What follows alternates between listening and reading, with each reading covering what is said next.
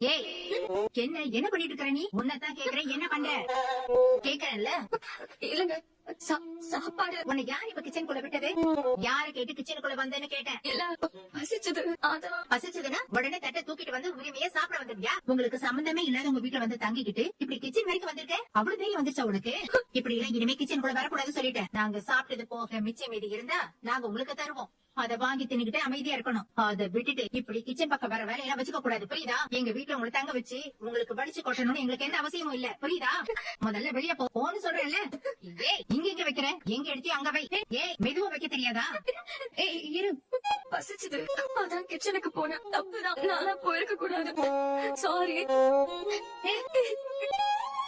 அவங்க சாப்பிட்டாங்களா இல்லையா நானும் கவனிக்கவே இல்லக்கா. அந்த குடும்பம் இங்க தங்கி இருக்கிறது எனக்கு பிடிக்கலதான். ஆனா தங்க வச்சுட்டோம். அப்போ சாப்பாடு குடுக்கறதும் நம்ம பொறுப்பு தானே. வேலை செய்யறவங்க பாத்துப்பாங்கன்னு நானும் விட்டேன். என்னடி கருமம் இது? அந்த குடும்பத்தை பார்த்தா எனக்கு கோவமா வருது. அதே சமயம் இவ இப்படி சாப்பாட்டுக்கு அவமானப்பட்டு ஓடுறத பார்த்தாலும் ஒரு பக்கம் பாவமா இருக்கடி. சரி விடு, நாம என்ன பண்ண முடியும்? அதான் அவன் அண்ணன் இருக்கான்ல, அவன் சாப்பாடு வாங்கி கொடுப்பான். அக்கா, ஏய், யார தேடுற? அந்த பொண்ணு சிந்துவதான் சாப்பாடு குடுக்கலாம். நீ தேவையில்லாத வேலை பண்ணாத. அக்கா, பாவங்க அந்த பொண்ணு பசியில வந்திருக்கா. அவளை போய் திட்டி அனுப்பிட்டேன்.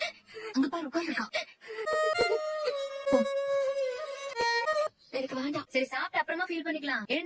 எழுந்திரீங்கல்ல, வா. உள்ள போய் கம்ஃபர்டபிளா உட்காந்து சாப்பிட்டு. ஓ, நீ எதுக்கடி தேவையில்லாத வேலை எல்லாம் பாக்குறேன்? அம்மாக்கு தெரிஞ்சா கடுப்பாகும். இல்லக்கா, யோசிச்சு பாரு. நம்ம அம்மா அப்பாக்கு செகண்ட் ஒய்ஃபா இருந்து நாம இப்படி யார் வீட்லயோ போய் நிக்க வேண்டிய நிலைமை வந்தா எவ்வளவு கஷ்டமா இருக்கும். அதுவும் சரிதான். அப்பா ஏன் இப்படி ஒரு வேலையை பண்ணாரு? அவர் மேல இருந்த மரியாதையே போயிடுச்சுடி எனக்கு. எனக்கும் தான்க்கா. பண்றதெல்லாம் பண்ணிட்டு ஒரு சின்ன பிரச்சனை வந்த உடனே நெஞ்சு புடிச்சிட்டு அவர் பாட்டுக்கு போய் சேர்ந்துட்டாரு. இப்ப யார் இந்த பிரச்சனை எல்லாம் சரி பண்றது? அவர் மட்டும் இருந்திருக்கணும். அந்த ஆளை நான் உண்டு இல்லன்னு பண்ணிருப்பேன்.